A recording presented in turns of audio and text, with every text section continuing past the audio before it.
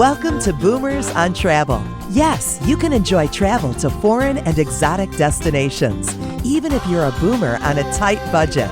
Here are your hosts, Irene and Mike. Now, let's talk travel. Hi everyone, here we are back with Boomers on Travel. The last time we were with you, we promised you a segment on DNA and following your roots. Well, today we're going to do this segment, and we have a special guest, and his name is Bob, and he's my brother. And Bob, a few years ago, retired, and he decided that he was going to follow his roots. Well, I'll let him explain to you what the first thing that he did. Bob, did you do a DNA test? I did do a DNA test, and good morning, Irene. Well, thank you. Nice to talk with you. I did a DNA test about 10 years ago through my company, who sponsored, they were working with a genealogy group.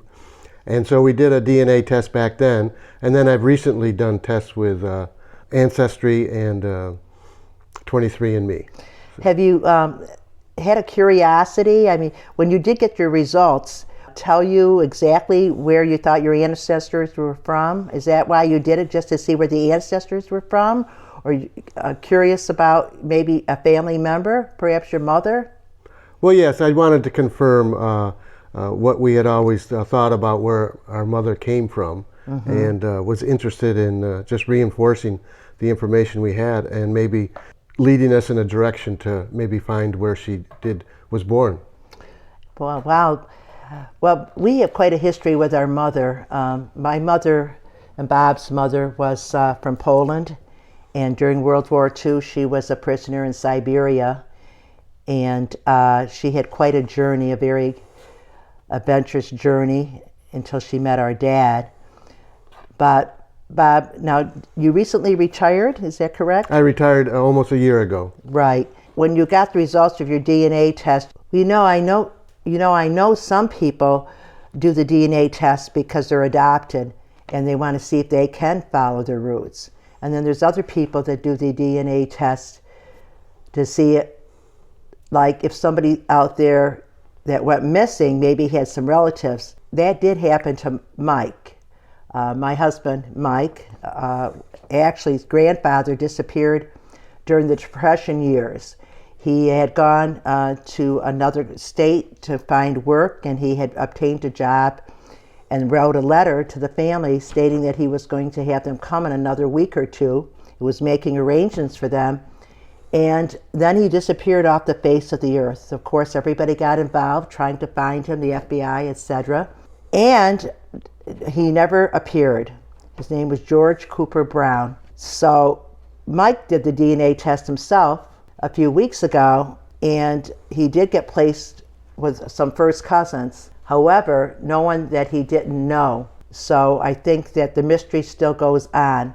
But Bob, when you, knowing your roots, did you decide to make some travel arrangements so that maybe you could go investigate and do some research? Well, yes, as I was planning to retire, I did want to go back and find out if we could see where Mom was born and the town that she lived in.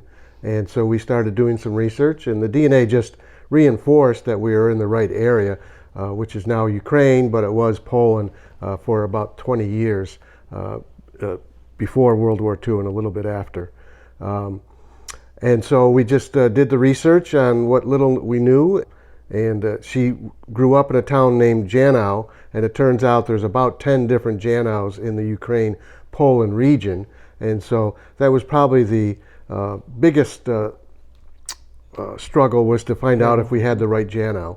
But in checking all the things and doing the research, and we got an opportunity to go to Janow, and luckily we planned it so that we stayed with a guide that knew English very well, because we probably wouldn't have had much success at all if we had gone there not having a translator with us. Well, how did you make the arrangements?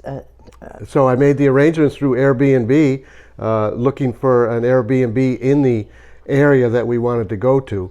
Well, not necessarily just Airbnb, but I was looking for accommodations.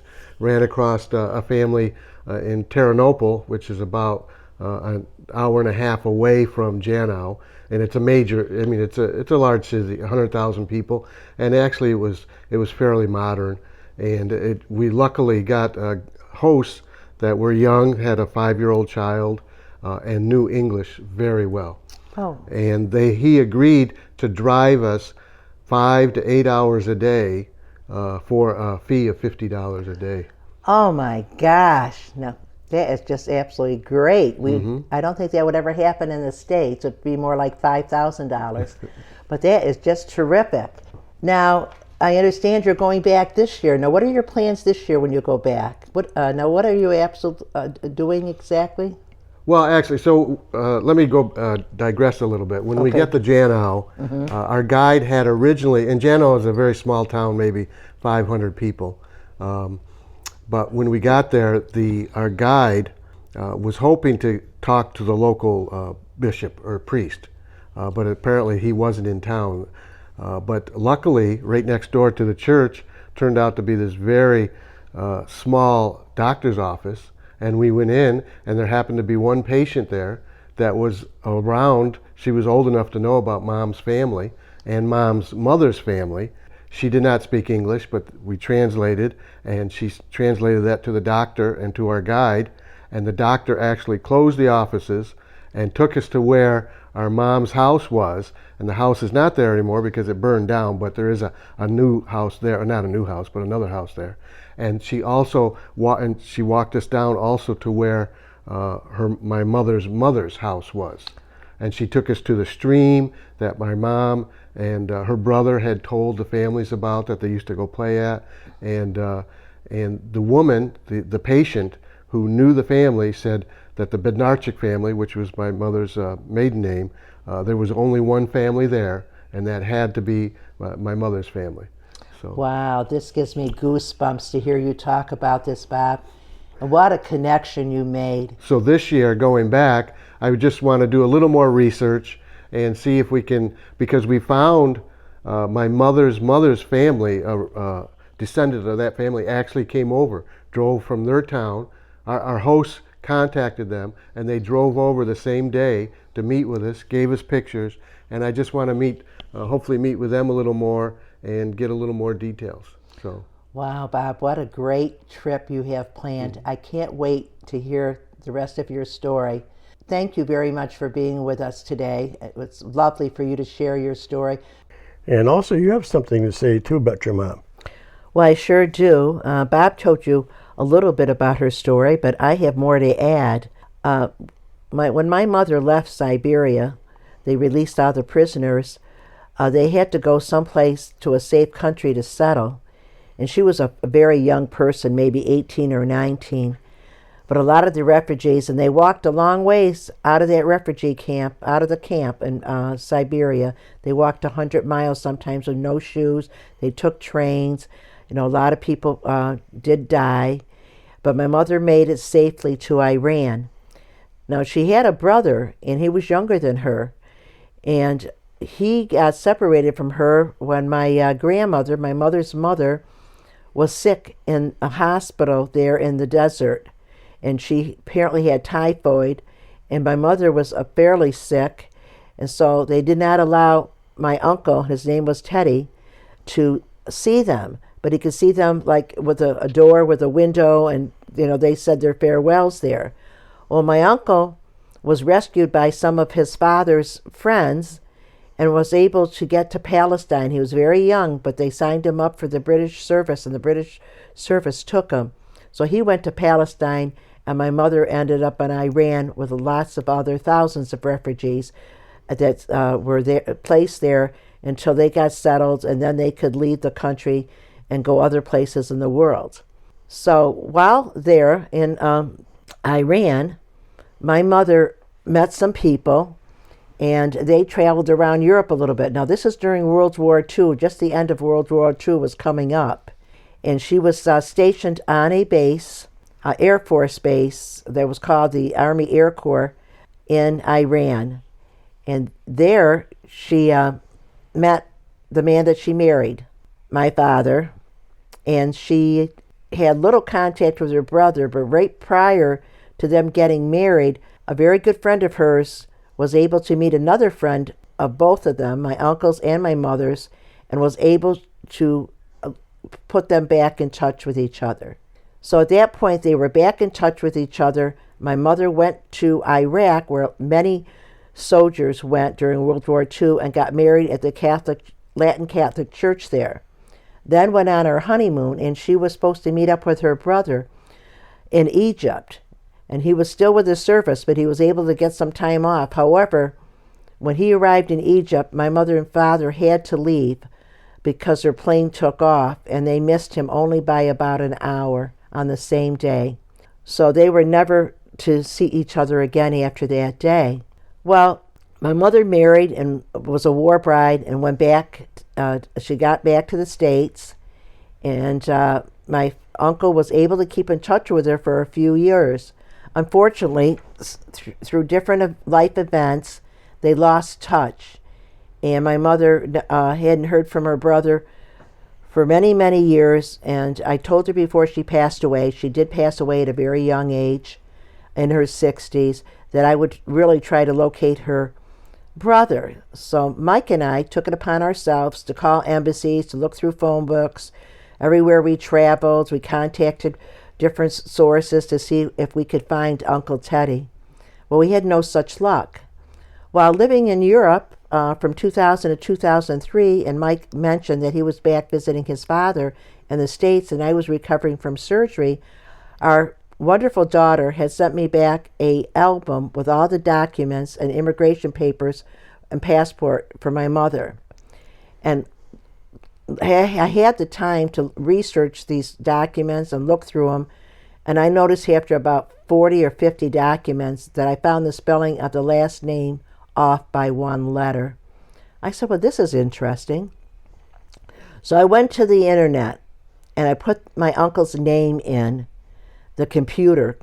And you have to remember, when my mother had passed away, there was nobody researching on the internet because there was no such source to go to. So anyways, here I have the internet. I go and I put in his name, and doesn't he show up? Well, I think what happened before that, let me regress a little bit, is I did have a couple pictures of my uncle. So I took him downstairs to the hotel where there was a big breakfast room. Mostly businessmen. Mostly businessmen. And the owner of the hotel passed the picture around to all the people there eating. And one of the men. And one of the men noticed, he looked at that and he says, that's Trafalgar Square in London. And wow, so now I had a place to look. I said, well, it's worth the shot. I'm going to go up on that internet and I'm going to put his name in for the United Kingdom. Well, sure enough, I put his name in there, and out of Scotland, Ireland, and England, he showed up in England, and it was unbelievable. I mean, I found him after looking for him for 15 years, Mike and I. I wish that Mike could have been there that moment, but unfortunately he was doing some good work with his dad in the States. So there I am in a dilemma. What do I do? Because I want to see if I can make contact, but I want to do it in the right way. And I contacted Nicole, and I contacted my sister, and I said, maybe we could do a conference call tomorrow. Meantime, I wasn't able to get a hold of Mike. And then I got thinking about it. I said, here, 15 years I've looked. I'm just going to take the risk, and I'm going to call him. Well, lo and behold, Teddy Benarchuk answers the telephone when I call. He's a 77-year-old man, and I asked him a few questions, which I couldn't believe because in today's age, nobody would answer them. I asked him, if he was from Poland. He said yes. I asked him if, I told him my mother's name was Bronislawia. He told me he had a sister named Bronislawia. Then I asked him for his parents' name, and when he told me, I said, I just couldn't believe it. I said, you are my uncle, I believe. And I put him into shock. He was 77 years old and he was on oxygen, but I think he was delighted, but he was, very surprised. And we talked a few more minutes, and he wanted to get his composure back. And he said, my dear, you've given me the shock of my life. Would you kindly call me back in a few days? And we arranged a time for me to call him back. And when I did call back, I was able to talk to my first cousin, John, and we had a nice discussion. And after that, we've never been separated, the family. Fortunately, I caught my uncle before he passed away, and I was able to communicate with him for 2 years. I flew to London almost immediately. As soon as Mike got back a few days later, we flew to London. Jumped on Ryanair and off we went, right? We took Ryanair, and we were in London in no time. And he lived in Notting Hill, and I was so delighted to meet him. It was quite touching. So for all of you out there that are looking for family, don't ever give up, because you never know what's around the corner. The right moment at the right time, things will put you together, and you're connected. On a personal note, though, Irene, when Irene went to visit her Uncle Teddy, I worked for Armed Forces Television out of Europe, out of Frankfurt. So I was lucky enough, I documented it all, I videoed it. And I think the thing that touched me more than anything, here's this man, he's 77, like Irene said, he's on oxygen. And he came out of his bedroom, and he had a little tin can in his hand. And probably all of us boomers remember the old Prince Albert tobacco cans and thing like that. That's what he had, was an old tobacco can. And he opened up that tobacco can, and he brought out Irene's baby pictures, and it just blew us away. Wasn't that something to see that? And now, she has a cousin, John, and John has 2 daughters. And this is back in 2001 or 2002, was it, Irene? It was 2001, and I also have a cousin, Michael. Right. And when I flew to London, I met all of them, and it was quite touching. I went back a couple of different times. John comes over to see us with his daughters every year, or we travel quite a bit. We Mike meet him and in I. Europe a lot. So we meet him in Europe at the different spots that we go to. And we met those girls when they were very, very young. Now they're young ladies in their 20s. Kimberly's done really well in the financial world. And Nicola, what a beautiful young lady she is. She loves to teach. She's in her 2nd year of teaching, and she just loves her students. So we've gained a whole new family. We both have gained a whole new family, and we're very, very close. It's just wonderful. And remember, fact, I don't mean to interrupt Irene, but Irene and I were in Lake Como this spring, and Kimberly flew down for a few days, and Kimberly and I decided we're going to go find George Clooney's house. Yeah, we're going to find George Clooney's house, right? So Kimberly's riding shotgun. Irene's in the back. She almost got her hands over her eyes because we're flying down these. If you've ever driven, people have driven in Europe, especially around Lake Como, the roads are very narrow and they're windy and stuff like that. I can't even look at the GPS because I'm going so fast. Stick shift, I love it. Of course, that's one thing I love about Europe. So she's my navigator. Take a left here, take a right here, 400 yards, we got to turn here.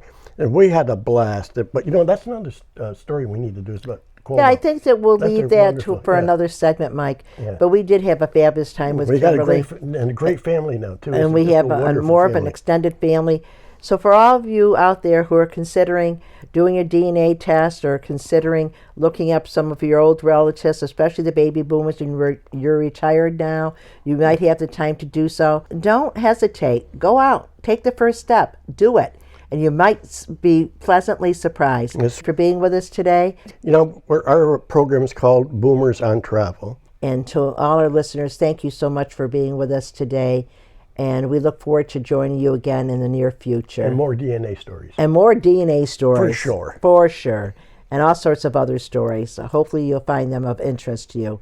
So as I always end every show, bon voyage. Auf Wiedersehen. Bye-bye. Boomers on Travel thanks you for being a part of our growing travel family. Join us next week for Travel Talk, focused on value and exciting travel destinations.